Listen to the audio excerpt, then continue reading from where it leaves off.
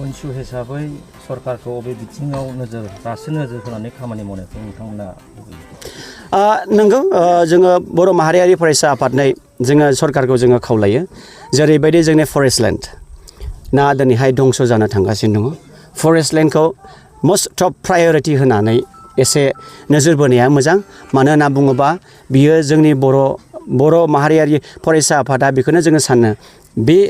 हाग्राया बा नैबे फरेस्ट लेन्डआ जोंनिनो सम्पति जोंनि बड'लेण्डनिनो सम्पति आरो बियो मोनसे जाहैबाय जोंनि इडुकेसन सेक्टराव जोङो दा बावैसोनो जोङो हाबबावगोन इडुकेसन सेक्टराव जों गोबां जों सावरायबोबाय जों नुबोदों गोबां बेफोरबायदिनो सोरनाबा बबेबा स्कुलाव लेखानि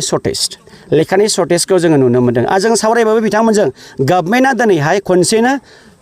100% लेखाखौ हरजोबा होननानै जोङो खोनानो मोनदों दा बेखौहाय जों बबे स्टेपजों लांबा जों गभर्नमेन्टनिफ्राय जों बेखौहाय फुल फ्लेजेड हिसाबै जोङो हेल्पखौ जों मोनगोन जों बेखौहाय जों सावरायनानै नायबावगोन आरो इडुकेसन सेक्टराव जों खुनु कमप्रमाइज जों खालामनाय नङा